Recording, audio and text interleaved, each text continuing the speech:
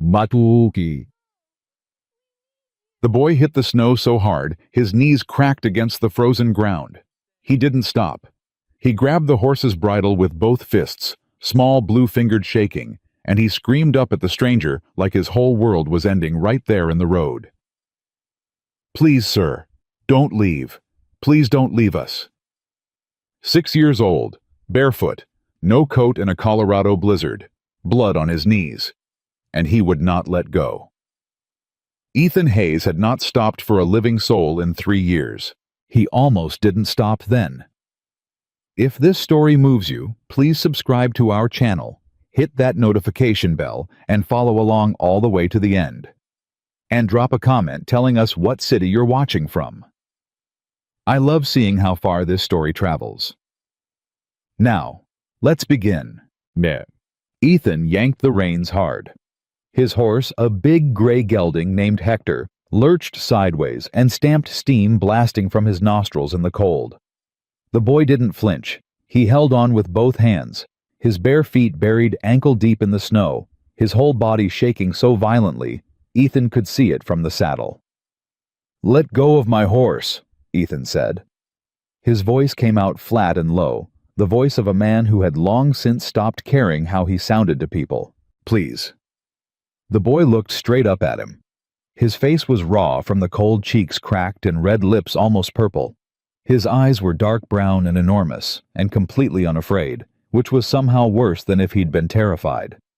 "Please, sir, my mama's dying." Ethan stared down at him for a long moment. Snow was driving sideways across the road.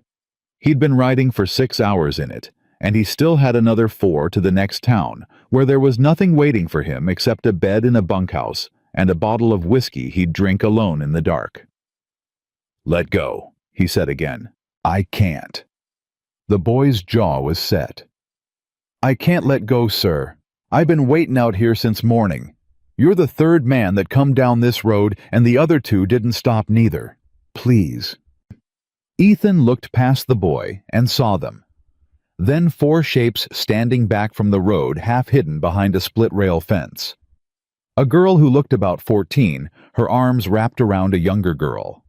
A boy about 11 standing with his chin up and his fists clenched at his sides like he was bracing for a fist fight. And behind them all, almost invisible against the white, a tiny girl, no more than 3 or 4, wrapped in what looked like a man's old coat, 3 sizes too big for her. He looked back down at the boy in the road. "Where's your father?" Something crossed the child's face, fast like a shadow. "He's dead, sir." Ethan closed his eyes briefly. He'd ridden through 3 states trying to outrun that particular kind of answer. "When?" "2 winters ago." The boy's grip on the bridle didn't loosen one bit. "Mama's been keeping us since then, but she fell off the roof last week fixing the chimney, and she can't get up. Emily's been doing what she can, but she ain't no doctor, and Mama's breathing funny, and she got a fever that won't break, and we're almost out of wood, and the cattle are dying, and I don't—" His voice cracked for the first time. He pulled it back hard the way children do when they've learned too young that crying doesn't fix anything. "I don't know what else to do, sir. I don't know who else to ask." Ethan looked at the boy's feet, bare, blue-white against the snow. He'd been standing here God knew how long. "You came out here barefoot." "My boots got a hole clean through the sole. Snow gets in worse with them than without. Figured it didn't matter much either way." He said it matter-of-factly, like it was a perfectly reasonable thing for a 6-year-old to have decided. Ethan felt something move in his chest. He pressed it down hard the way he always did. "Son," he said, and even the word felt strange in his mouth, rusty from disuse. "I am not a doctor. I am not a good man. I am not somebody's answer to a prayer. You need to go back to your family and wait for somebody more suited to helping you than I am." The boy was quiet for a moment. Then he reached into the pocket of his thin jacket with one hand, keeping the other locked on the bridle, and he held something up, and it was a pocket knife. Old bone-handled, worn smooth from years of use. The blade was nicked near the tip. It was not worth $2. "This was my papa's," the boy said. It's the only thing of his I got left. I was gonna keep it my whole life." His hand was steady, even though his arm was shaking from the cold. "But you can have it. If you'll just come and look at my mama. That's all I'm askin'. Just come and look." Ethan stared at that knife for a long time. He didn't want it. He didn't want anything. That was the whole point of the last 3 years. Strip away the wanting. Strip away the needing, strip away the caring. Until you were just a body, moving from one place to the next with no particular reason to stop. It was the only way he'd found to keep breathing after the fire.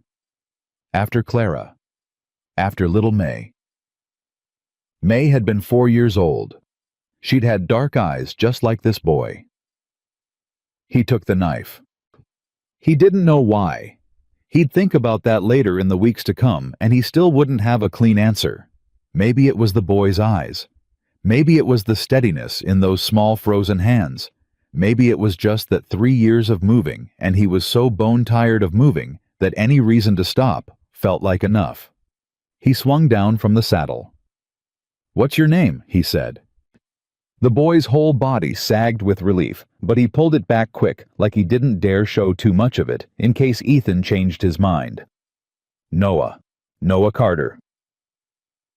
"How far's your ranch, Noah?" "Quarter mile, maybe. Back through them trees." "Then get on the horse." Ethan looked at the boy's feet again. "Right now. Up you go." Noah looked startled. "I can walk, sir. I didn't ask if you could walk." Ethan put both hands around the boy's waist and lifted him into the saddle before the argument could finish forming. Noah grabbed the saddle horn with both hands and looked down at him with an expression that was half surprised and half something much younger and much more fragile than he'd been letting on. Ethan took the reins and led the horse back toward the fence where the other children were standing. The oldest girl stepped forward first. 14, maybe 15. Tall and thin with dark circles under her eyes that had no business being on a girl her age. She looked at Ethan the way someone looks at a door that might be locked, assessing guarded, not quite daring to hope. "You're going to come," she said. "I'm going to look at your mother," Ethan said. "That's what I agreed to. My name's Ethan Hayes. I'm not a doctor. I'm Emily." She turned to the others. "Ben, bring Lily. Hold Rose's hand." The boy. Ben stared at Ethan with dark measuring eyes. He was 11 or 12 broad in the shoulders for his age, with the set jaw of someone who'd been practicing being older than he was. He didn't say anything. He picked up the little girl in the oversized coat and settled her on his hip, took the 8-year-old's hand, and started walking without a word. The 8-year-old Lily looked up at Ethan as she passed, with an expression of pure, uncomplicated wonder. "I prayed for you," she said simply. Ethan didn't have an answer for that. He followed them through the trees. The Carter Ranch was in bad shape. He'd seen it from 100 yards away, and he didn't need any more information than what showed in the structure of things, the way a man who's spent enough years reading battlefields and broken country can read a homestead story just from the angle of its fences. This place had been fighting a losing battle for a long time. But he wasn't here to think about that. He was here to look at the woman. Emily pushed through the front door ahead of him. The interior was cold. Fire burned low in the hearth, not enough wood banked to last the night. He registered it and moved past it. On the narrow bed against the far wall beneath a pile of quilts, Grace Carter was lying still. She was younger than he'd expected, 30 maybe. Dark chestnut hair loose and damp against the pillow. Beautiful face even like this, pale and fever-flushed, with fine features that looked like they'd been made for a different kind of life than the one she'd ended up in. Her breathing was shallow and fast, and when Ethan put the back of his hand against her forehead, the heat coming off her skin was alarming. "How long has she been like this?" he said. 4 days! Emily stood close watching his face for something. Verdict, news, some answer that would make sense of things. "She was conscious the first 2 days. She kept telling us she was fine. Then the fever came and she stopped being able to stay awake." "She say anything about pain where?" "Her ribs. Her left side mostly. She said she thought she might have cracked something when she fell." Emily's voice was careful and controlled, and Ethan recognized it, the voice of someone who'd been the responsible one for too long, and had learned to sound calmer than they felt because there was nobody else to be calm. I wrapped her with strips of an old sheet. Was that the right thing to do? That was exactly right, Ethan said. He heard a small exhale behind him. He didn't turn around. He examined Grace Carter as carefully as he could, which was not carelessly. He'd had 3 years of field medicine under a Union Army surgeon who'd believed that a good scout should be able to do more than fight. Cracked ribs at minimum. The fever was the real problem. He lifted the bandaging, carefully checked the bruising, pressed gently until he understood the shape of what he was dealing with. "She needs a doctor," he said. "There's a doctor in Silver Creek," Ben said from behind him. First words he'd spoken. 12 miles. Ethan straightened. "Road's passable." "Road's passable. We ain't got a horse fast enough to make it there and back before dark. Our old plow horse could do it, but it'd be tomorrow morning at the earliest, and he's not shod right for the ice." Ethan looked at the boy. 12 miles. Hector could run it in under 2 hours in decent conditions. In this weather, maybe 3. "I'll go," he said. Emily made a sound. Small and involuntary, like she'd been holding it for days. "You'll come back," Noah said from beside the fire. He'd been quiet since they came inside, just watching. Now his eyes were fixed on Ethan with an intensity that was too adult for his face. "I'll come back," Ethan said. He wasn't entirely sure why he said it with that much certainty. Maybe because the boy deserved at least one person to be certain about something. He looked at Emily. "You've got enough water?" "Yes, sir." "Keep her cool, not cold cool. Wet cloths on her forehead, change them every 20 minutes if you can. Keep her drinking if she comes around. Don't let the fire go out." He stopped. "How much wood do you have?" A pause. Too long. "Enough," Emily said. It wasn't. Ethan went back outside. There was a woodpile along the side of the house, or what was left of one. Maybe enough for the night if they were careful. He stood looking at the axe buried in the stump next to it, and thought about 12 miles of icy road in a blizzard, and a woman dying of fever in a cold house with not enough wood, and he did a calculation in his head that didn't require much mathematics. He picked up the axe. "Mr. Hayes," he looked up. Ben was standing in the doorway. "You don't have to do that," the boy said. Stiff. Proud. "I can do it." "I know you can," Ethan said. "Go back inside with your sisters." Ben's jaw tightened. "I'm the man of this house." "I know that too." Ethan held the boy's gaze. "And the man of this house is needed inside right now to keep an eye on your mama and make sure your sisters don't panic. That's more important than wood. You understand?" Meow. Something complicated happened in the boy's face. The stubborn pride fighting with the exhaustion underneath it, the relief fighting with the shame of feeling it. Finally, he gave a short nod and went back inside. Ethan split wood until his arms burned. He wasn't thinking about anything in particular. That was the one thing he'd learned to do well in 3 years of wandering: how to empty his head out completely, how to make himself nothing but movement and breath. Split stack, repeat.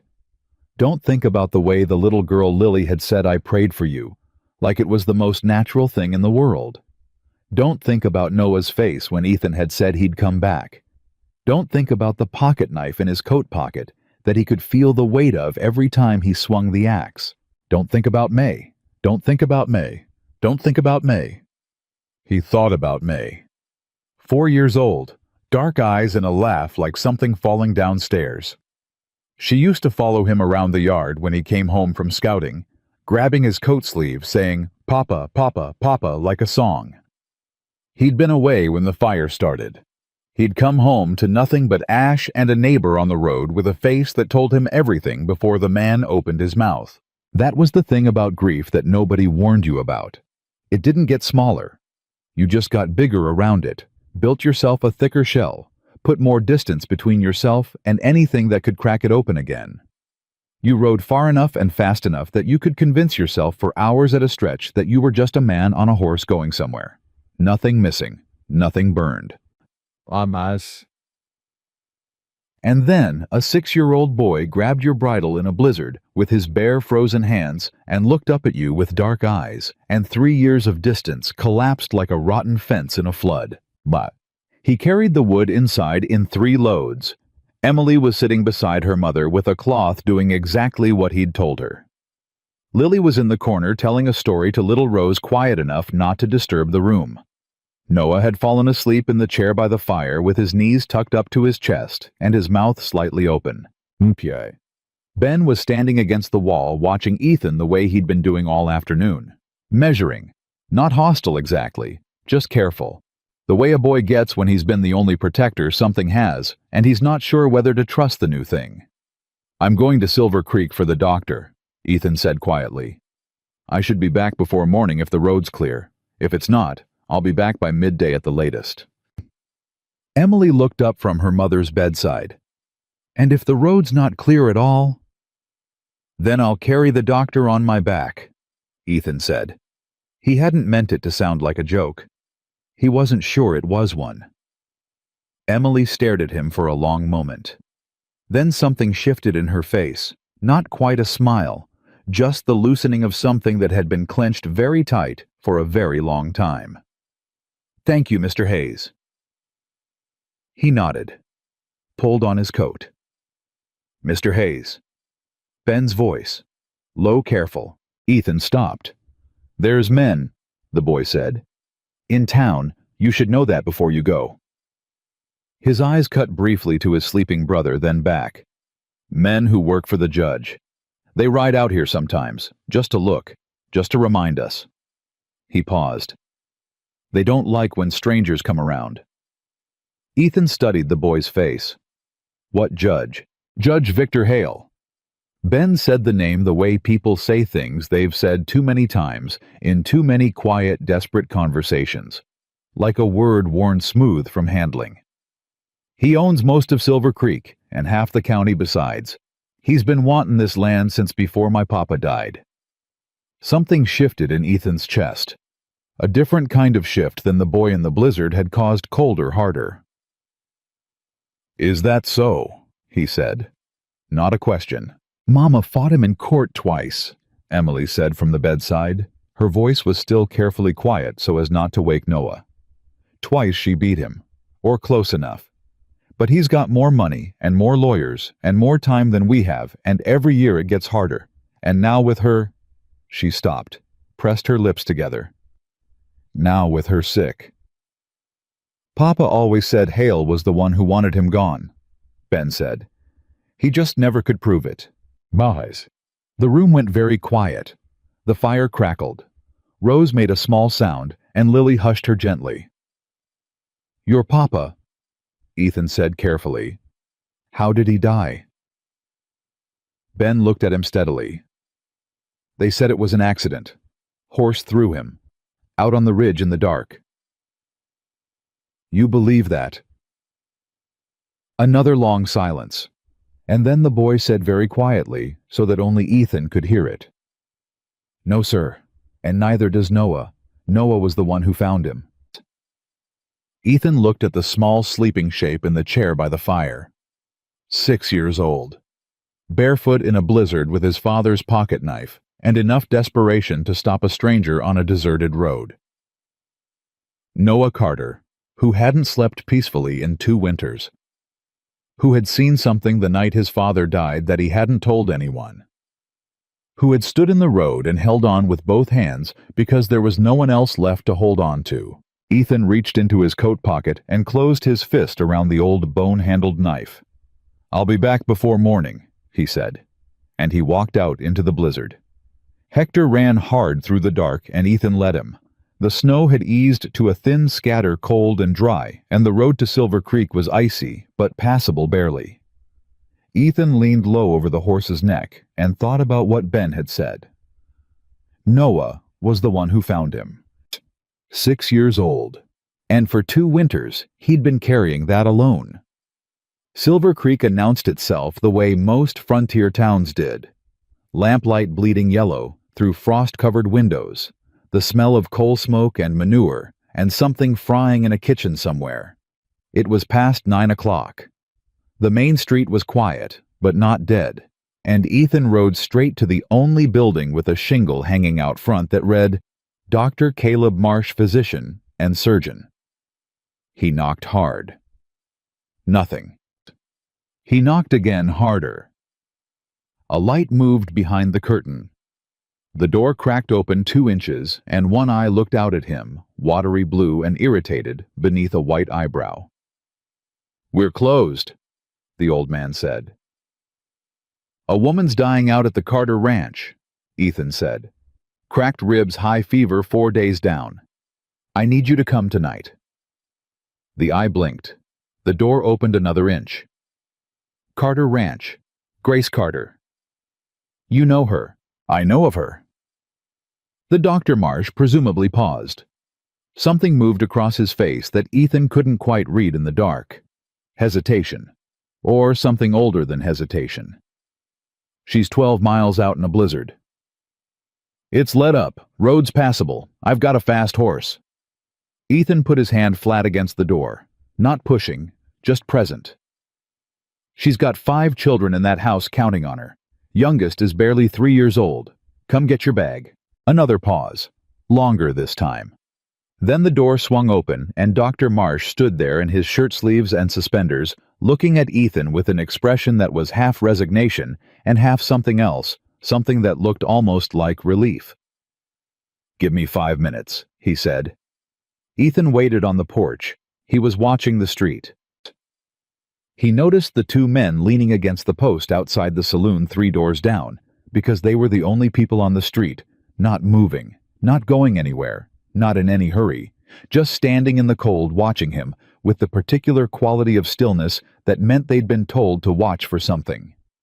He didn't look directly at them. He watched them sideways the way you learn to in 3 years of riding through places where you're not always welcome. One of them peeled off the post and walked toward him. Big man wide through the chest with a deputy's star pinned slightly crooked to his coat like it had been put there in a hurry. "Don't recognize you," the man said. "You passing through." "That's generally what strangers do," Ethan said pleasantly. The deputy stopped a few feet away. His eyes went to Hector, then to Ethan's saddlebags, then back to his face. "Where you coming from?" "East." "Where you headed?" "Back east," Ethan said. "After I collect the doctor." The deputy's eyes narrowed. "What do you need the doctor for?" "Seems like a personal question." "I'm making it my business." "That's so." Ethan looked at him evenly. "And who made it your business?" The deputy's jaw shifted. He was deciding something. Ethan could see it happening in real time, the calculation, the weighing, the question of how far to push a stranger he didn't have information on yet. "Judge Hale likes to know who comes and goes in this county," the man said finally. "Especially folks who take an interest in certain properties out on the Ridge Road." Ethan held the man's gaze for 3 full seconds. Then he said very calmly, "I'll be sure to mention that to the judge if I ever meet him." "Yay." The door behind him opened, and Dr. Marsh came out with his bag and his coat half-buttoned, and the deputy looked at him, and then back at Ethan, and then he stepped back just slightly and said nothing more. Marsh didn't look at the deputy at all. He kept his eyes on the ground as he pulled himself up behind Ethan on the horse, which told Ethan everything he needed to know about how long that particular man had been frightening this particular town. They were 200 yards down the road before the doctor spoke. "You're staying out at the Carter place," he said quietly, "for tonight." "You a relation of Grace's?" "No." "Friend of the family?" "No." Marsh was quiet for a moment. Then he said, "You know what you're riding into out there?" "I know some of it," Ethan said. "I suspect there's more." "There's considerably more," the doctor said. And then he said nothing else for the next 3 miles. It was Ethan who broke the silence. "Thomas Carter," he said. What do you know about how he died? He felt the doctor go very still behind him. I know what the inquest said. I didn't ask what the inquest said. A long pause. The horse's hooves on the icy road. Wind in the trees on either side. Then Marsh said very quietly, as if someone might be listening in the empty dark, I examined the body. Ethan waited. The inquest said it was a fall from a horse, trauma to the head consistent with impact against rock. Another pause. I signed the paper. But Thomas Carter had been in my office 2 days before he died. He'd come to me in private. He said he'd been threatened.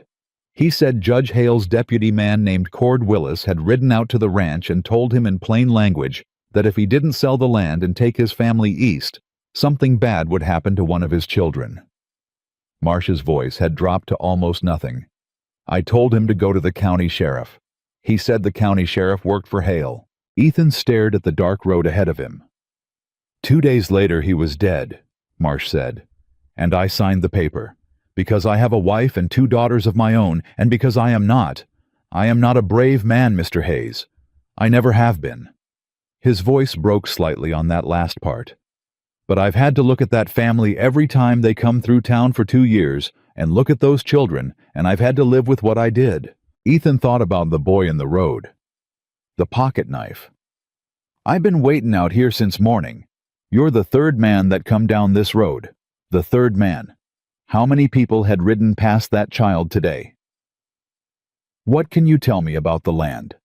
Ethan said. Silver and copper. Survey was done 3 years ago before Thomas died. Richest deposit in the northern county. Hale's been trying to get that land since before Grace and Thomas ever homesteaded it. When Thomas wouldn't sell, he started with the lawyers. Grace fought him twice in court and won barely. Hale's been waiting her out, figuring she'd break eventually. Figured a widow with 5 children couldn't hold on forever. A pause. He's probably right. Without Thomas and without help, she can't work that land and fight the courts at the same time. She's been doing it for 2 years. Barely, Marsh said. And now with her hurt? He stopped. Cord Willis was seen out on the Ridge Road the day Thomas died. I never put that in the report. God forgive me. I never put that in the report. The Carter ranch lights came into view through the trees, and Ethan felt something settle inside him. Not peace exactly. More like the particular quieting that happens before a decision locks into place. Shit. He swung down from the saddle before Hector had fully stopped, and had the door open before Marsh finished dismounting. Emily was on her feet the moment they came through the door.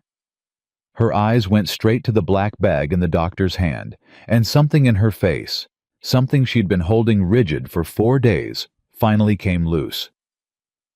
She woke up, Emily said. About an hour ago. She's awake. Ethan stopped. The woman in the bed was looking at him. Grace Carter's eyes were dark brown, fever bright, and sharply, unmistakably conscious. She tracked him across the room with a gaze that was still fighting to focus, but clearly had enough left in it to be suspicious. Emily, she said, and her voice was low and rough from fever, but it was there, present. Who is he? Mama. Emily crossed quickly to the bedside and took her mother's hand. His name is Ethan Hayes. He went all the way to Silver Creek for Dr. Marsh. He's been helping us. Grace Carter looked at Ethan for a long moment without saying anything. Then she said carefully, My children, are they all right? They're fine, Ethan said. All 5 of them. Noah. Asleep in the chair. He's fine. Something moved across her face. Her eyes closed for a moment, then opened again, fighting the pull of the fever. I don't take charity, she said. I didn't offer any, Ethan said. Her jaw moved slightly, like she was deciding whether to believe him.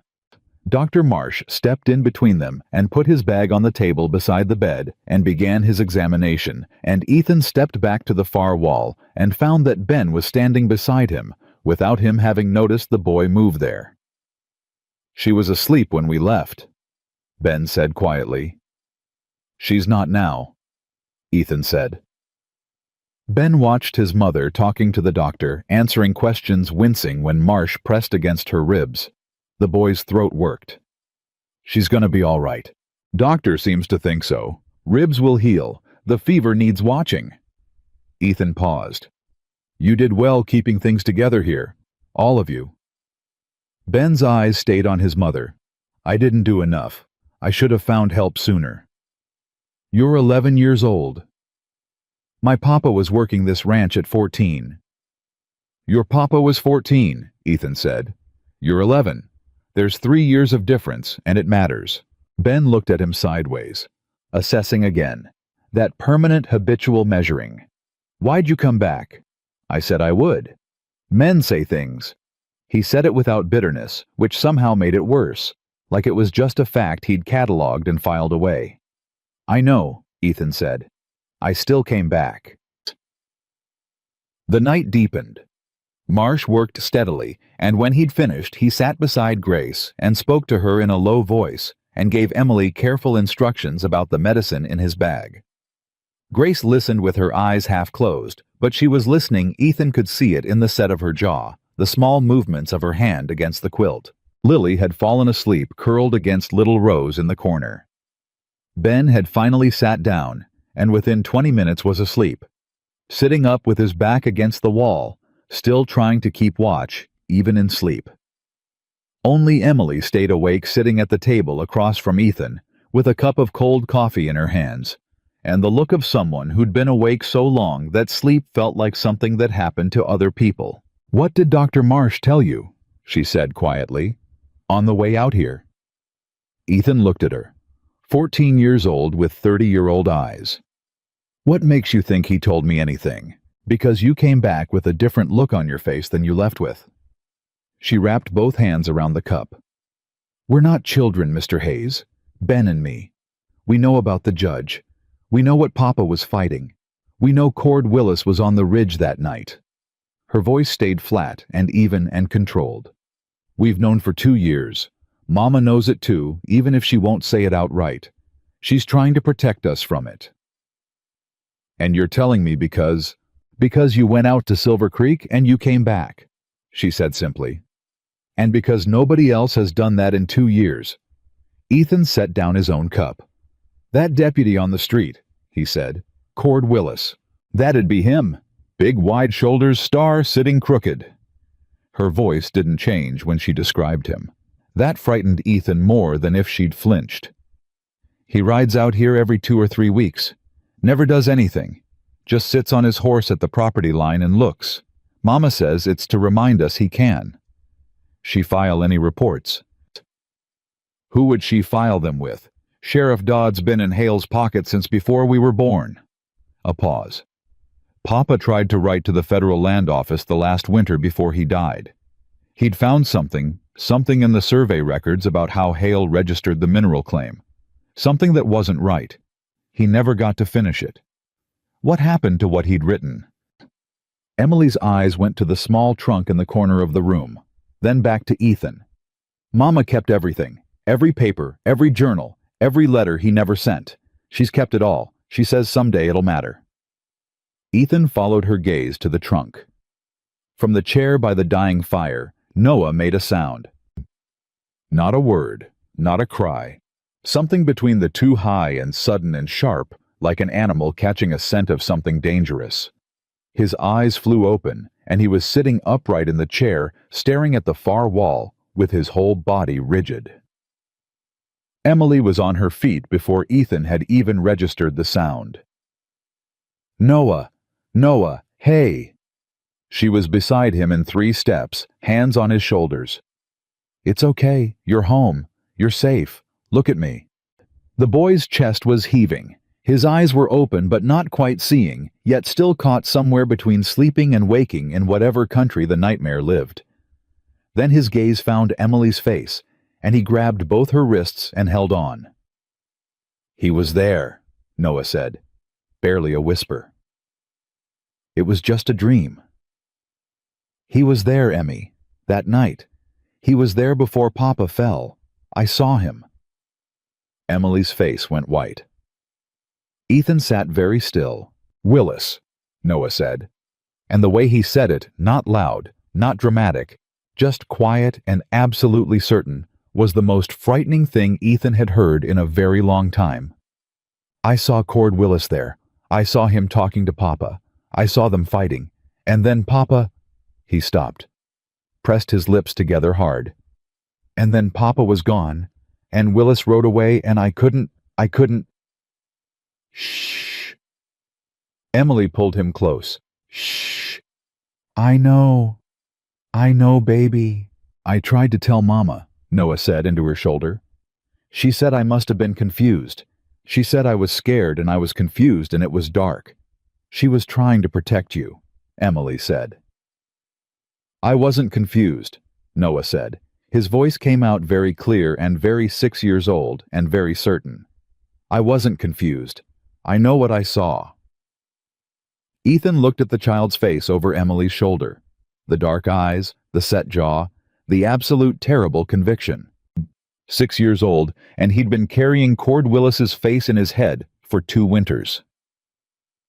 Ethan reached into his coat pocket and held the old pocket knife in his palm for a moment. Just held it. Then he closed his fingers around it and looked at the trunk in the corner. Thomas Carter had found something in the survey records. He'd written letters he never sent. He'd tried to tell the truth, and a man had come to his property in the dark, and now he was in the ground, and his youngest son hadn't slept peacefully since. Ethan had ridden into this valley looking for nothing, intending to stay nowhere, meaning to remain invisible and uninvolved and moving, always moving, because moving was the only way he'd found to keep going. He looked at Noah Carter, who was finally drifting back toward sleep in his sister's arms. He looked at the trunk in the corner with 2 years of evidence in it. He looked at the woman on the bed who had fought Victor Hale twice in court and won, and was still fighting even flat on her back with cracked ribs and a fever, who had looked him straight in the eye and said, "I don't take charity," before she even knew his name. He pulled his chair closer to the fire. He was not going anywhere. He didn't sleep. Ethan sat at the Carter kitchen table with Thomas Carter's papers spread out in front of him, and a lamp burning low, and he read everything. Every journal entry, every letter started and never finished.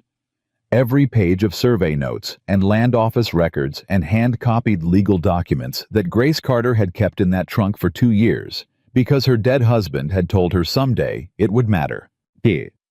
Thomas Carter had been a thorough man, patient, methodical.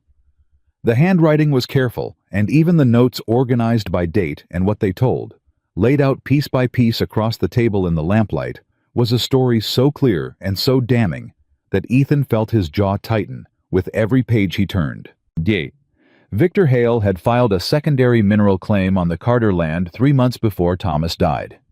Filed it quietly through a shell company registered in Denver, using a surveyor who had worked for Hale on 4 previous land acquisitions. Thomas had found the discrepancy in the county records by accident, a duplicated parcel number, a clerk's error that exposed the filing. He'd written it all down. He'd started a letter to the federal land office. He'd gotten 2 paragraphs in before something stopped him, and before someone stopped him. "You found it." Ethan turned. Grace Carter was standing in the doorway between the bedroom and the main room, one hand on the frame to steady herself. She was pale and thinner than she should have been, and she was holding herself carefully on account of her ribs, but her eyes were clear and sharp and fixed on the papers on the table. "You should be in bed," Ethan said. "Probably." She didn't move. "You found it.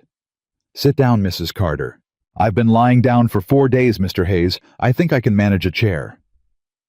She crossed the room, slowly lowering herself into the chair across from him, with the controlled, deliberate movement of someone who will not allow pain to show on their face, and she looked at the papers spread between them. "I've read all of it 100 times. I know what's there." "Then you know he had enough to take to a federal court. I know what Thomas thought he had." Her hands folded on the table. "I also know that Thomas is dead, and I have 5 children and no money for a lawyer, and that every time I've walked into a courtroom in this county, Victor Hale already owned the judge sitting on the bench." Hale is the judge. I'm aware. Her voice was dry and exhausted, and still underneath all of it fighting. I've been aware of that since before Thomas died. Ethan looked at her across the table. Did you know about Noah? The question landed hard. He watched it land, watched something flinch behind her eyes, something she'd been carrying longer than he had any right to guess at. I knew he saw something, she said very quietly. He told me right after. I told him he was confused. He was 6 years old, and it was dark, and he was scared, and I... She stopped. Her hands tightened against each other on the table. I told him he was confused because if what he saw was real, then I couldn't protect him from it. And I couldn't protect him from it because I couldn't prove it. And if I couldn't prove it, then all I was doing was putting a 6-year-old child in the crosshairs of a man who'd already killed his father. A pause. Was that wrong? Ethan didn't answer right away. He thought about Noah in the chair by the fire, the nightmare, the certainty in that small, tired voice. I wasn't confused. I know what I saw. No, he said. That wasn't wrong. But it didn't stop, Grace said. Him knowing. He knows every day. I can see it on him every morning. Her voice thinned slightly at the edge. He used to talk constantly. From the minute he woke up until the minute he went to sleep, that boy never stopped talking. He hasn't been that way since his father died. Ethan was quiet for a moment. Then he said, He talked yesterday, while I was splitting wood. He came outside and stood beside me for 10 minutes asking questions about the horse. Grace looked at him. Something moved in her face that she didn't have a word for and didn't try to find one. I found a witness, Ethan said. She went very still. When I rode to Silver Creek last night, Marsh told me he'd examined your husband's body and signed the inquest paper, knowing it wasn't right. He watched her face carefully. He's willing to say so in court, in writing, in front of a federal judge. Grace's jaw worked. Caleb Marsh has been afraid of Victor Hale since, he's still afraid, Ethan said. But he's more afraid of what he's become. He paused. That's a different kind of fear. It's useful. She stared at the papers between them, at 2 years of her husband's careful handwriting, at the thing she'd kept locked in a trunk and never let herself fully hope would amount to anything. Thomas started a letter to the federal land office, Ethan said. I can finish it. I've got contacts from my scouting days, men in the territorial marshal's office who owe me. It won't happen overnight. But if we can get a federal ear this... He spread one hand across the papers. All of this becomes a case. And in the meantime, she said, in the meantime, Hale knows I'm down. His deputy rides past my property line every 3 weeks to remind me he can. My next court date is December 24th. Her voice didn't waver. Christmas Eve. And he's added a custody petition. Claims I'm unfit to raise 5 children on account of the condition of the ranch and my inability to provide. She let that sit for a second. He's not wrong about the condition of the ranch. He's wrong about everything else, Ethan said. She looked at him straight across the table. Mr. Hayes, I appreciate what you've done. I mean that genuinely. But I need you to understand something. She kept her voice even and clear the way she always kept it. He was beginning to understand that this was not coldness, it was survival. People have felt sorry for us before. They've helped for a week, maybe 2, and then the reality of what we're up against has sent them on their way.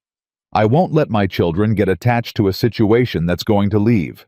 I'm not a situation, Ethan said. Then what are you? He thought about that for longer than a quick answer allowed. May's dark eyes, the pocket knife in his pocket. 3 years of moving, and a boy in the road who'd been waiting since morning. I'm a man who isn't leaving, he said. That's all I can tell you right now. But I mean it. She held his gaze for a long moment. Then she looked down at her husband's papers, and she said, All right, Mr. Hayes. The days that followed moved fast and hard. Ethan worked the ranch from before sunrise, and he worked it like a man with something to prove, which he supposed he was, though he kept that observation to himself. Fences, cattle, roof repair on the barn. He sent a letter through Marsh to a contact in the territorial marshal's office, kept it brief and factual, enclosed copies of 3 key pages from Thomas's survey notes. Ben worked beside him every day, and didn't ask for help, and didn't complain, and didn't talk much, but he started talking a little. Small things. How his father had taught him to notch a fence post. How the north pasture flooded in spring. How he'd always wanted to learn blacksmithing, but there hadn't been anyone to teach him since Thomas died. Ethan taught him what he knew. Ethan taught him what? Noah followed Ethan everywhere. At first at a distance, then closer, then so close that Ethan would turn around and nearly trip over the boy standing directly behind him. He never explained himself, and Ethan never asked him to. He just let the child be where he needed to be. Lily decided Ethan was an angel and told him so regularly. He told her he was not. She told him that's exactly what an angel would say. He gave up arguing. Emily watched all of it with those 30-year-old eyes, and one afternoon she said to him quietly without preamble, "He was like this with Papa, Noah, following him everywhere." She didn't say anything else. She didn't have to. On the 23rd of December, Cord Willis rode out to the property line at mid-morning. Ethan walked out to meet him. Willis pulled up short when he saw him, clearly hadn't expected anyone but Grace or one of the children. He was bigger up close than he'd looked on the Silver Creek street. Wide through the jaw, small pale eyes, the deputy's star still sitting crooked, like it had been pinned in a hurry, and nobody'd ever bothered to straighten it. "Don't believe I know you," Willis said. "No reason you would," Ethan said. He stopped 10 feet from the property line, not on Willis's side, on his own. "Name's Ethan Hayes. I'm staying with the Carters." Willis's eyes moved past him toward the house. "Mrs. Carter's got herself a hired man."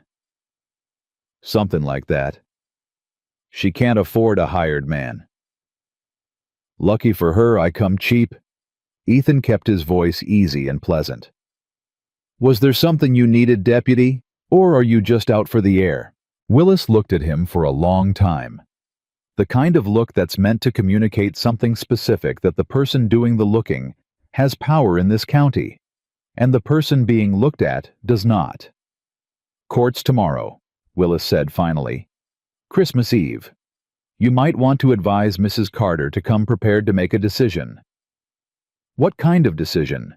"The kind where she signs the land over and takes her children east and starts fresh somewhere. Nobody knows her business. The judge is a reasonable man. He'd rather settle this clean." "I'll be sure to pass that along," Ethan said. "Nay." Willis held his gaze for another beat. Then he turned his horse and rode back toward town at an unhurried walk, and Ethan stood at the property line and watched him go, and thought about a boy who'd been 6 years old in the dark, watching this man and his father fight. He went back inside. Grace was dressed, standing at the table with her coat on and her jaw set and her ribs clearly still hurting, and not one single sign that she intended to let any of that matter. "I heard," she said, "you weren't supposed to be out of bed. And yet here I am." She looked at him. "I'm going to that courthouse tomorrow." "Yes," Ethan said. "We all are." Christmas Eve arrived gray and cold and bright with ice. The whole family rode into Silver Creek together. Grace on Hector Ethan, on the plow horse Emily, with Rose in front of her on the old mare Ben and Noah, and Lily managing on their own. They rode into town, and people stopped on the boardwalk to look the way people do when something unexpected moves through a place that's been still too long. The courthouse was already full when they got there. Word had traveled, it always did in a town this size, and people had come to watch what everybody assumed would be a formality. Victor Hale, taking the last thing Grace Carter had left. Ethan could feel the weight of that assumption in the room, like a physical thing. Judge Victor Hale was already seated at the bench. He was older than Ethan had expected, 60 maybe more, with the well-fed look of a man who'd never in his life wondered where his next meal was coming from. He looked at Grace Carter when she walked in, and his expression didn't change, which was more insulting than contempt would have been. He looked at Ethan, and his expression changed. "Mrs. Carter," Hale said, "I see you've brought company." "Mr. Hayes is a family friend," Grace said. She sat down at the plaintiff's table with her back straight and her hands folded, and the carefully controlled face that Ethan now understood had been holding this family together for 2 years. "I'm sure he is." Hale's eyes moved back to Ethan and stayed there a moment too long. Then he shuffled his papers. "Shall we proceed?" It wasn't a question. Hale's lawyer stood and laid out the custody petition in smooth, practiced language. The ranch's failing condition, the financial instability, the mother's recent medical incapacitation, the inability to provide a stable environment for 5 minor children. He made it sound like arithmetic, like Grace Carter's life reduced to a column of numbers that didn't add up. Grace's hands stayed folded on the table throughout. Ethan sat beside her and watched her breathe. When the lawyer finished, Ethan stood up. "Your Honor," he said, "I'd like to present documentation relevant to this proceeding." Hale's eyes narrowed. "And you are?" "Ethan Hayes. I'm representing Mrs. Carter's interests today." "Are you a licensed attorney, Mr. Hayes?" "No, sir. But neither is the law that requires one in a proceeding of this nature, which is a custody petition, not a criminal trial. I've looked it up." A murmur through the room. Hale's expression didn't shift, but something behind his eyes did. Ethan laid Thomas Carter's papers on the table, the survey records, the duplicate parcel filing, the shell company registration, Dr. Marsh's written statement about the inquest. 12 pages organized and clear and damning, and he walked the court through every one of them in plain language that even the people in the back row could follow. "Whoa." Hale interrupted him 4 times. Ethan answered each interruption calmly and continued. When he finished, the room was very quiet. Then he said, "I'd also like to call a witness." Noah Carter slid off the bench beside Emily and walked to the front of the room with his hands at his sides and his jaw set in the exact same way his mother's was, and the room went so quiet that Ethan could hear the wind against the courthouse windows. He was 6 years old, and he stood in front of that courtroom like he was 40, and he told them what he'd seen on the ridge on the night his father died. Cord Willis. The argument. His father's voice going high and frightened, a sound he'd never heard his father make before. Willis riding away in the dark. His father gone. He didn't cry. He said it straight and clear, and when he was done he looked directly at Cord Willis, who was standing against the far wall, and he didn't look away first. Willis looked away first. The room erupted. 3 people stood up talking at once. A man in the back, older, a rancher by the look of him, said loudly that he'd seen Willis on the Ridge Road that night too, coming back toward town fast. A woman near the front said she'd known Thomas Carter personally, and he'd told her about the threats before he died, that she'd been too frightened to say so until now. The noise built and built, and Hale was banging his gavel, and it wasn't stopping anything. And then the courthouse door opened. A man in a federal marshal's coat walked in, and the room went quiet so fast it was almost like a sound itself. He was younger than Ethan had expected from the correspondence, with a lean, serious face, and a federal badge that was nothing like the crooked star on Willis's coat. He walked to the front of the room and laid an envelope on the judge's bench without looking at Hale's face. "Judge Victor Hale," he said. "I'm Marshal Daniel Reeves' Territorial Office. I have a warrant authorizing federal investigation into fraudulent land claim filings in this county, and a secondary warrant regarding the death of Thomas Allen Carter, citizen." He looked up then. "I'll need to speak with your deputy as well. Mr. Willis, if you'd remain in the building." Willis didn't remain in the building. He moved for the door so fast that 2 men in the front row had to block it, and the sound he made when they stopped him, half snarl, half something much more frightened, was the most honest thing Ethan had heard from him. Grace Carter put both hands flat on the table in front of her and lowered her head and breathed. Ethan put nothing on the table. He sat very still and watched the room come apart at the seams, and felt something he hadn't felt in 3 years. Something that wasn't hope exactly, not yet, but was close enough to it that he didn't have a better word. When the gavel finally brought the room to order again, Hale's voice was different, still controlled, still wearing the face of a reasonable man. But underneath it, something had cracked. The custody petition, Marshal Reeves said clearly, is dismissed pending federal review of associated proceedings. Dismissed. Grace lifted her head. Emily made a sound, short and sharp, and immediately swallowed. Ben grabbed his sister's arm. Noah was still standing at the front of the room, still looking at the door where Willis had been, and then he turned around and found Ethan's face across the room, and the expression on his was the first fully unguarded thing Ethan had seen on the boy since the road. And Grace Carter turns in her chair and looked at Ethan Hayes, and she said nothing at all. She didn't need to. 2 years of carrying this alone, and somebody had finally stood beside her, and whatever that was worth, it was written on her face, without a single word required. Ethan picked up Thomas Carter's papers from the table and handed them to Marshal Reeves. And for the first time in 3 years, he felt the particular weight of doing something that mattered settle over him like a coat against the cold.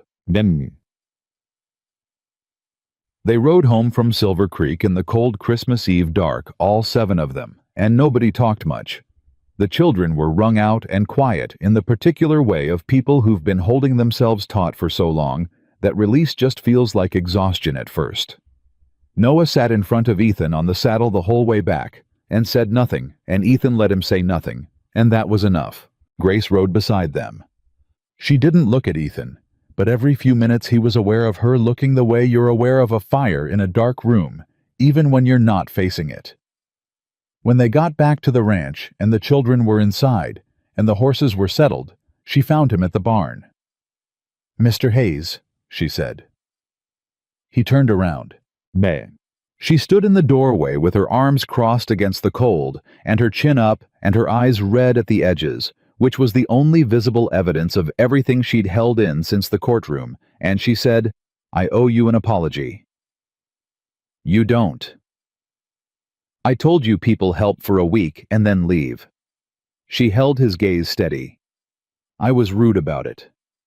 "You were honest about it," Ethan said. "There's a difference." She was quiet for a moment. Then very quietly, not soft, just honest in the way she was always honest, she said, "Thomas would have liked you." He didn't have an answer for that. He held it carefully the way you hold something fragile, and after a moment he said, "He sounds like he was a good man." He was. She uncrossed her arms. "Merry Christmas, Mr. Hayes." "Merry Christmas, Mrs. Carter." She went back inside and Ethan stood in the barn a while longer and looked at nothing in particular. January came in hard and stayed hard. The federal investigation moved at the speed that federal things always moved, slower than justice demanded, faster than Hale had counted on.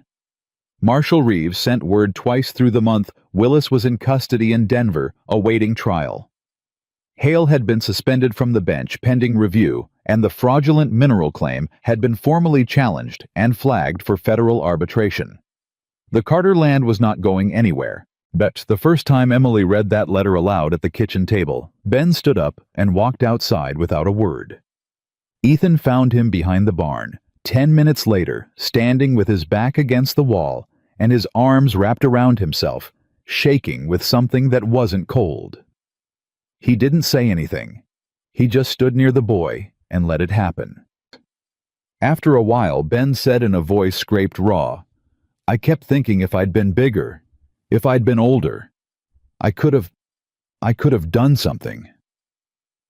"You were 9 when your father died," Ethan said. "I should have been able to protect them." "Ben." Ethan waited until the boy looked at him. "You kept this family alive for 2 winters. You did that. That's not nothing. That's not even close to nothing." Ben's jaw worked. He looked away again. "Papa used to say a man's job was to stand between his family and the hard things." "Your papa was right," Ethan said. "And you did that, every single day, in ways he'd have been proud of." He paused. But you're 12 years old. You're allowed to also just be 12. Ben made a sound that was almost a laugh and almost something else entirely.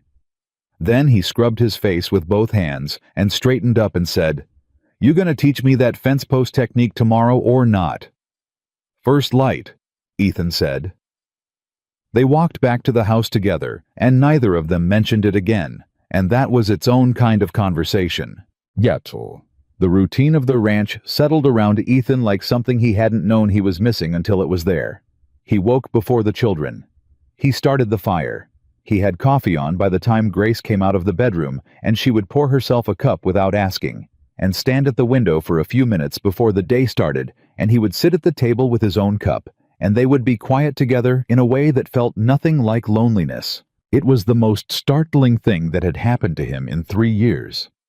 He noticed it the way you notice something that has been there for a while before you find the right word for it. Not a dramatic realization, nothing like that. Just the quiet, incremental understanding that somewhere between the blizzard and the courthouse, and the mornings with the coffee and the fire, this house had stopped feeling like a place he was staying, and started feeling like something else. That frightened him considerably. In the second week of February, Hale's personal lawyer arrived at the ranch on behalf of the judge's remaining business interests. Ethan saw him coming up the road and was at the door before the man had dismounted. The lawyer was young, city-dressed with the careful confidence of someone who'd been trained to seem reasonable no matter what he was saying. He introduced himself as Mr. Aldrich and said he'd come to discuss a settlement. "Mrs. Carter isn't receiving visitors on legal matters," Ethan said. "And you are." Aldrich looked him up and down. "Someone standing in the door." Ethan leaned against the frame. "What kind of settlement?" Aldrich glanced past him. "I really should speak with Mrs. Carter directly." "She's heard enough from Hale's office," Ethan said. "Say what you came to say." Then the lawyer adjusted his coat. "The judge is prepared to drop all remaining property disputes and compensate the Carter estate for any inconveniences in exchange for Mrs. Carter's agreement not to provide testimony in the federal proceedings." Ethan looked at him for a long moment. "No," he said. "Mr. Hayes, if you'd allow me to explain the financial terms." "No," Ethan said again. "Ride back and tell the judge the answer is no. Tell him Mrs. Carter will be testifying fully and completely, and that she's looking forward to it. Tell him she's kept every paper her husband ever wrote, and that she's got a very good memory besides." He pushed off the doorframe. "And tell him if his lawyer comes to this property again, the marshal's office will hear about it before sunset." Aldrich stared at him. Then he got back on his horse. Ethan watched him go, and was aware without turning around that Grace was standing behind him in the doorway. "I could have handled that myself," she said. "I know," he said. "I've been handling things myself for 2 years." "I know that too." He turned around. She was closer than he'd expected, just inside the door, arms folded chin up. "I wasn't handling it because I thought you couldn't. I was handling it because I wanted to." She looked at him for a moment. Something passed through her eyes that she didn't try to hide and didn't try to name. Then she said thank you and went back inside. The difference between those two thank yous, the formal one from Christmas Eve, and this one, was something Ethan spent a fair amount of time thinking about later. Noah found his voice in February. Not gradually all at once like a dam giving way. One morning, he started talking at breakfast about a dream he'd had about a red horse, and he didn't stop until evening. And Emily looked at Ethan across the table with an expression he had to look away from because it was too much of something to look at directly. The nightmares still came but less. And when they did, Noah had started coming to find Ethan instead of sitting alone in the dark with them.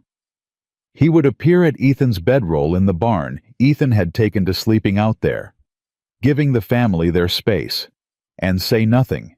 Just stand there until Ethan moved over, and then curl up beside him and go back to sleep within minutes. Ethan didn't tell anyone about that. It felt private, like something that belonged to Noah and to him, and to the particular mathematics of what they were to each other, which neither of them had words for yet. Baby Rose started calling him something in early March. It started as a sound, a rounded soft syllable she made when she reached for him, and it took Ethan 3 days to understand what she was saying. He was washing up at the basin when he heard it clearly for the first time. Pa. He went very still. Rose was sitting on the floor 3 feet away, holding her arms up at him with the absolute unself-conscious confidence of a child who has never had a reason to doubt that she is worth reaching for. Pa, pa, pa. Ethan dried his hands on the towel very slowly and crouched down and picked her up and held her in a way that looked from the outside like a perfectly normal thing. Inside, something that had been sealed shut for 3 years opened so fast it nearly knocked him sideways. Lily witnessed it and told Emily, who told Grace. And that evening at the supper table, Grace looked at him with an expression he still didn't know how to read fully, but was learning, and said nothing, and he said nothing, and that was all. It was Ben who finally drew the thing Ethan had been trying not to think about into plain language. They were in the barn in the 3rd week of March working on the fence rail, and Ben said without looking up from his work, "You thinking about leaving?" It wasn't a question. Ethan set down his tool. "What makes you say that?" "You get a look sometimes." Ben kept working. "Like you're somewhere else. Like you're calculating something." A pause. "Papa used to say you can always tell when a man's arguing with himself." Ethan was quiet for a moment. "I'm not planning to leave," he said. "But you're thinking about it." He owed the boy honesty. He'd decided that early, and he'd held to it. "I think about it sometimes," he said. "Not because I want to. Because staying scares me more than going does." Ben stopped working. He looked at Ethan with those old, careful eyes. "Because of your family, the ones you lost." Ethan said nothing. "Emily told me," Ben said. "She didn't tell me much, just that you'd lost people." He looked back at the fence rail. "If it makes any difference, we lost people too. Doesn't mean we can't be a family again." He picked up the tool. "Doesn't have to be the same family, just has to be a family." 12 years old and the clearest thinker in the county. "No," Ethan said. "It doesn't have to be the same." He found Grace on the porch that evening. She didn't look surprised to see him. She moved over on the step without being asked, and he sat beside her, and for a while they both just listened to the dark. Then he said, "I had a wife, Clara, and a daughter, May. She was 4. He said it the way you say things you've been carrying alone long enough that the saying of it is its own kind of relief. Fire 3 years ago. I was away scouting. By the time I got back..." He stopped. There was nothing left. Grace was very still beside him. "I rode because it was the only thing I could do that wasn't sitting still," he said. "Sitting still felt like dying. Moving felt like surviving. I don't know that it was actually living, but it kept me breathing." A long silence. The wind in the trees.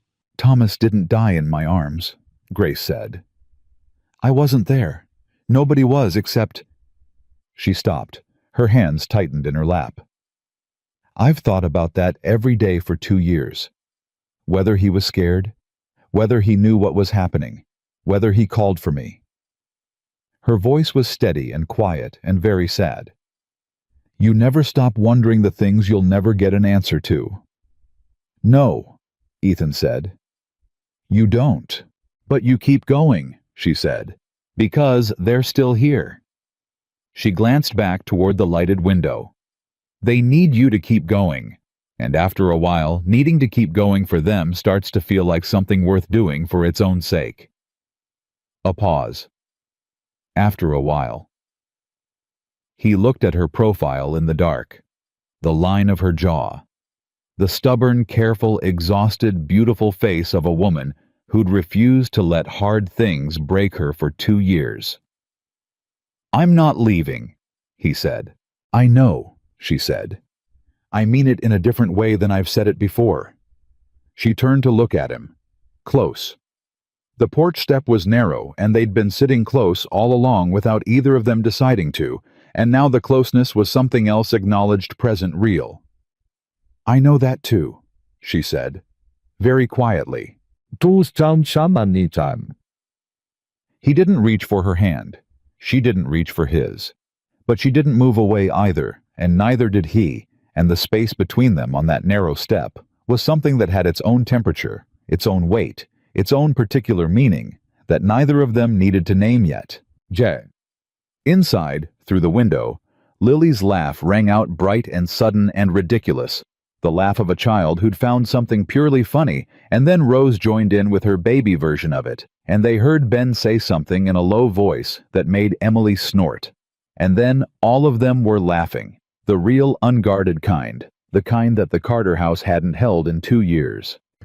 Grace made a sound that might have been a laugh, or might have been something that sat just beside one. Her head dropped forward slightly, chin toward her chest, and when she looked back up, her eyes were wet, but her expression was something close to light. "Listen to them," she said. Ethan listened.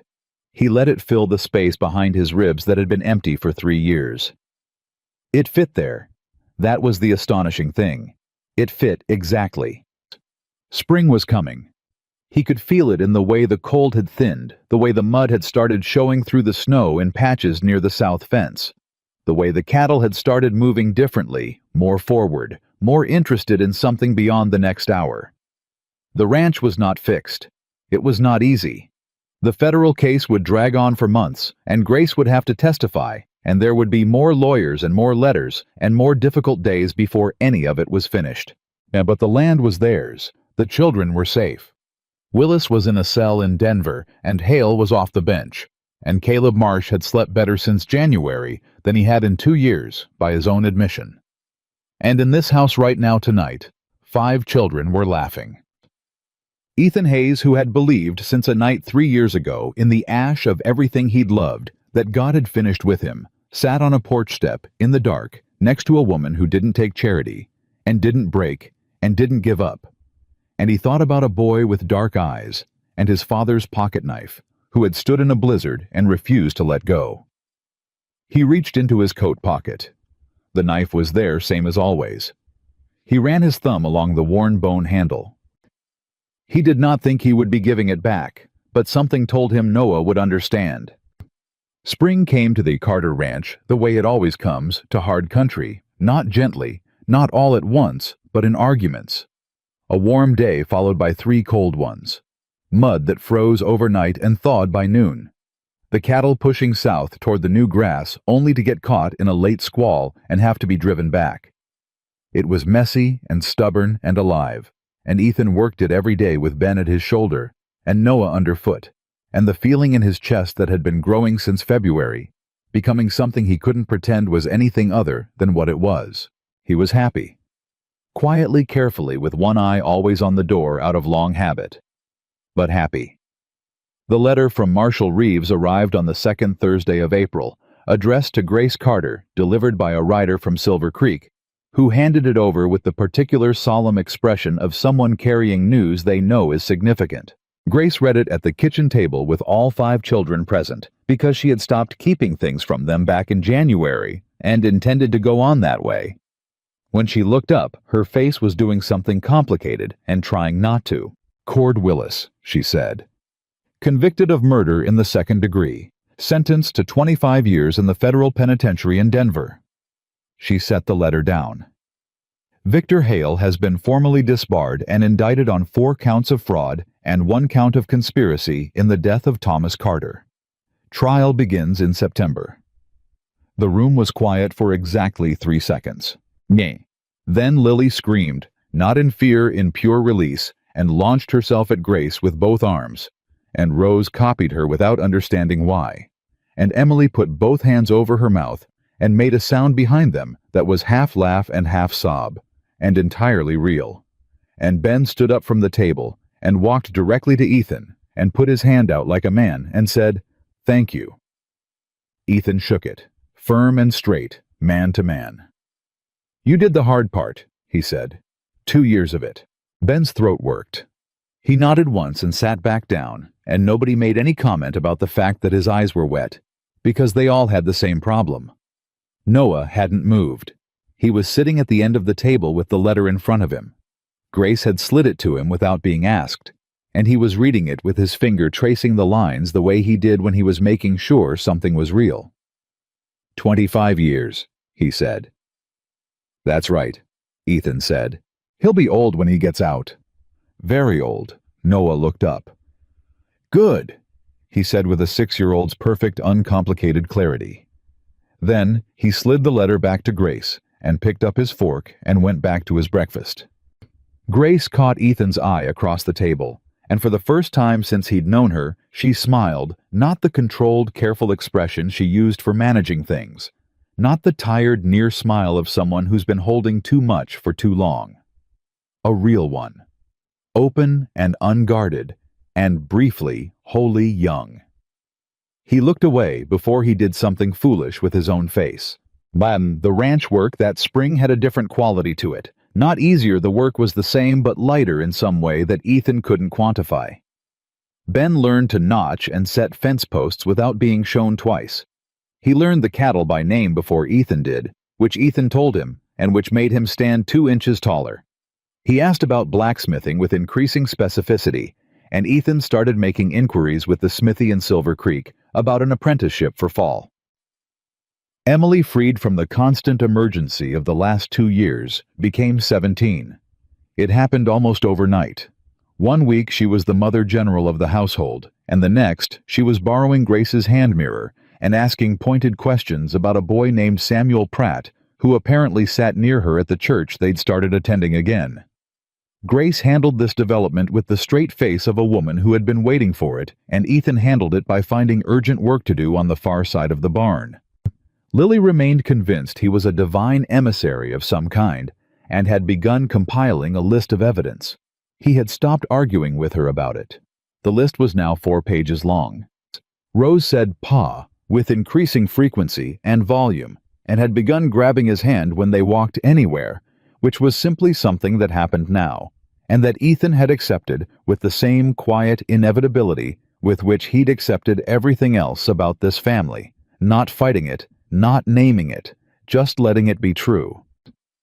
He and Grace had not spoken again the way they'd spoken on the porch in March, but something had changed in the air between them that both of them were aware of, and neither of them was in a hurry to disturb. It was there in the morning coffee, in the way she handed him things without asking, in the way he knew without being told when she needed the room to herself and when she didn't, in the way she laughed sometimes at something he said, not the polite acknowledgement of a joke, but the real thing, sudden and unplanned, and the way she looked almost surprised by herself when it happened. It was a Tuesday in late April when the thing that had been building finally broke open, and it broke open not between them, but because of Ben. Ethan was behind the barn sharpening tools when he heard raised voices from inside the house. He was through the door in 15 seconds, and Ben was standing in the middle of the kitchen facing Grace with his arms rigid at his sides and his face red in the particular way it got when he was fighting something he didn't have words for yet. Grace was standing across from him very still, with the expression of a woman who had walked into a conversation she hadn't expected. "He's not Papa," Ben said. His voice cracked on the last word, and he hated it, and it showed. "I know that. I'm not saying he's Papa, but you keep treating him like he's going to leave, like he's temporary, like we can't—" He stopped. His jaw worked. "He's not temporary, Mama." Grace opened her mouth. "I'm not done," Ben said with a firmness that was entirely Thomas Carter's. He came back in a blizzard when he didn't have to. He rode to Silver Creek in the dark. He stood up in that courtroom. He's been here every single day since December, and he's still here, and you keep— He exhaled hard. "You keep thanking him like he's a guest. He's not a guest." Silence. Grace looked at her son for a long moment. Then she looked past him at Ethan in the doorway. Her expression was unreadable and entirely readable at the same time. "Ben," Ethan said carefully, "you want to go check on the cattle?" "I already checked." "Go check again," Ethan said. Not harsh, just clear. Ben looked between them. Then he grabbed his coat off the hook and went out, pulling the door shut with the carefully controlled force of someone who wanted to slam it but had too much dignity. The kitchen was very quiet. Grace said, "He's not wrong." "No," Ethan said. "He's not." She looked at him across the room. A long look, the kind that takes stock of something, adds it all up, decides. "I know what I've been doing," she said. "Keeping distance, keeping it formal. I know why I've been doing it." She pressed her lips together briefly. "I'm scared." "I know," he said. "I'm scared too. You lost people." She said it simply without making it a wound, just a fact between them. "So did I. And the idea of—" She stopped, started again. "The idea of letting someone matter again is the most frightening thing I can think of. Because I know what it costs when it ends." "Yes," he said. "But Ben's right." She said it quietly and with the directness she brought to everything. "You're not temporary. I know that. I've known it for a while. I've just been—" A pause. "I've been treating you like something I might lose, instead of something I have." Ethan crossed the room. Not fast. He stopped 2 feet from her, and she didn't step back, and they stood that close and looked at each other the way people do when they're saying something for which there are no adequate words, and they both know it. He reached out and took her hand. Just that. Her hand in his, both of them slightly rough from work, both of them warm. She didn't pull away. She looked down at their hands and then back up at him, and she said very quietly, "Thomas would have liked you. I told you that before. I meant it." "I know you meant it," he said. "That's why it mattered." She squeezed his hand once tight and let go. And that was enough. For now, it was enough. That evening, Marshal Reeves's rider came through again, this time with a secondary document that nobody had been expecting. It was a deed amendment, formally signed and federally processed, confirming the Carter land boundaries in full, and adding a notation that the mineral rights beneath the property were legally and solely vested in the estate of Thomas Allen Carter and his surviving heirs. It was done. Completely formally, irreversibly done. Ethan read it twice to make sure he understood it correctly. Then he handed it to Grace and watched her read it, and watched the moment it landed, the very moment when 2 years of fighting reached its end, and she finally understood that she had won. She sat at that table for a long time holding the paper. She didn't cry. She was Grace Carter, and she didn't cry easily, and that was simply who she was. But when she finally set the document down, she put her hand flat on it, and kept it there, and Ethan understood that she was holding something, real proof that it had mattered, that Thomas had been right, that she had been right, that the fighting had been worth it. "It's ours," Emily said from across the table. Her voice was barely above a whisper. "It always was," Grace said. "Now everyone knows it." The warm evening that followed was the kind that comes in late spring, when the air finally decides to cooperate, soft and cool and smelling of something growing. The children were upstairs, and the house was full of the kind of noise that only happens when people feel safe. Something thumping Lily's voice raised an argument with Ben about something entirely unimportant. Emily's laughter cutting over both of them. Rose banging on something with what sounded like a wooden spoon. Grace was humming at the counter, low and absent-minded, not performing it for anyone, just the sound of a person whose mind had finally found enough room to wander into something pleasant. Ethan was at the kitchen table with a piece of wood and his knife, working on something he'd been working on for 2 weeks in spare minutes when nobody was watching. Rose had broken her only doll back in February, one of those small household disasters that gets smoothed over in the moment, but lingers. He was not a skilled woodcarver. But he was patient, and he had time, and the shape was finally becoming what he'd intended. He was almost finished when he heard small feet on the stairs. Noah appeared in the kitchen doorway, in his nightshirt, hair pushed sideways from the pillow, with the look of a child who'd been lying awake, working up to something. Ethan kept carving. "Thought you were asleep." "I was thinking," Noah said. "About what?" The boy crossed the kitchen and stopped beside the table and looked at what Ethan was making. Is that for Rose? It is. Noah watched him work for a moment, the small curved blade moving carefully around the doll's arm. Grace's humming filling the quiet behind them. Mr. Hayes, Noah said. A pause. A significant one. Ethan could feel it, the weight of something being said and taken back and said again in the boy's head before it reached his mouth. He set the knife down and gave Noah his full attention. The boy was looking at the table. Then he looked up, and the dark eyes were steady and clear, the same way they'd been in the road in the blizzard, that particular quality of certainty that had been the thing that stopped Ethan in the first place. Can I call you Dad? The word hit him in a place he'd thought was sealed for good. Not painfully, that was the thing that surprised him later when he thought about it. Not painfully at all. Like light through a window he'd forgotten was there. He didn't answer right away. He owed the boy a real answer, not a quick one. Your papa was Thomas Carter, he said. He was a good man. He loved you. Nothing changes that, and nothing ever will. Noah nodded. He knew this. He was 6, not stupid. But yes, Ethan said. You can call me Dad. Something happened in Noah's face that was too many things at once to name. He climbed up into the chair beside Ethan without being invited. The way he always did, settled himself in with his knees tucked up and leaned slightly against Ethan's arm. Okay, he said. Like it was simple. Like it was the most natural thing in the world. Because for Noah, Carter, it was. Grace had stopped humming.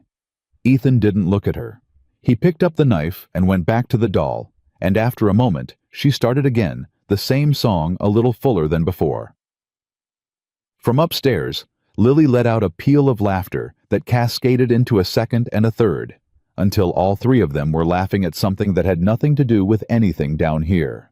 The bright and careless laughter of children who feel safe enough to be loud about it. Rose's little voice joined them, wordless and delighted, adding her own note to the sound the way she always did, following the ones she loved into wherever they were going. Ben's voice said something low and dry, and Emily shrieked, and the laughter doubled, and Ethan felt Noah shaking beside him, with his own silent version of it, shoulders trembling, face pressed against Ethan's arm so he could muffle it. He set the finished doll on the table. He had ridden into this valley looking for a road that went somewhere else. He'd had nothing left that he could name, no direction, no purpose, no reason strong enough to make stopping worthwhile. 3 years of ash and distance, and a man reduced to motion because motion was all he had. And a boy in a blizzard had grabbed his horse with both frozen hands and refused to let go. Ethan Hayes had believed in the years after the fire that a man could lose too much to find his way back. That grief had a point of no return, and he had crossed it. That the life he was living, moving empty, purposeless, was simply the shape of what was left. He knew better now. Sometimes the life that saves you doesn't look the way you expect. It doesn't arrive clean or easy or without cost. It arrives in a snowstorm with bare feet and a dead man's pocket knife, and 5 children who need someone to stay, and it asks you the one thing you've been running from for 3 years. It asks you to stop. He had stopped. And in the stoppings and the staying in the slow and difficult and extraordinary work of learning to belong to something. Again he had found what he had not let himself believe still existed anywhere in the world. He had found his way home. Outside, the last of the winter snow had finally melted from the Colorado mountains, and the ground beneath it was dark and ready and waiting for everything that was about to grow. Crochet. Oh my God, I'm not gonna be able to. Is it like this, or was it supposed to go to the back? I think it's supposed to go to the back, yeah.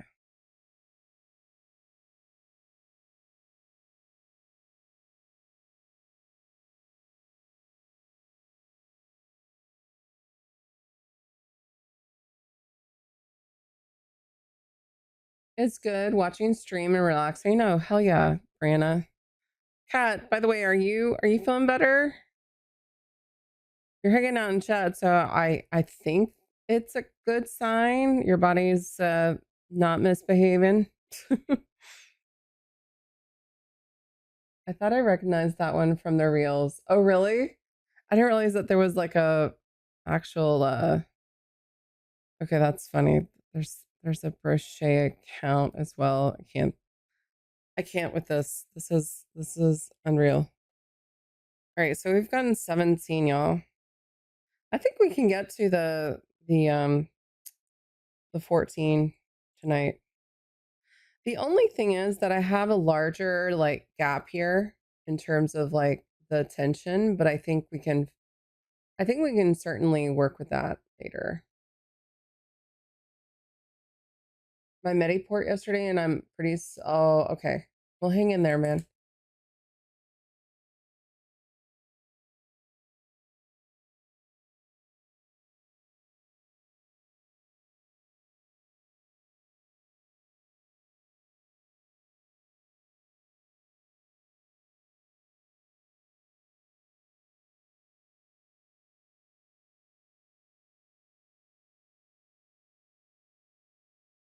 Okay.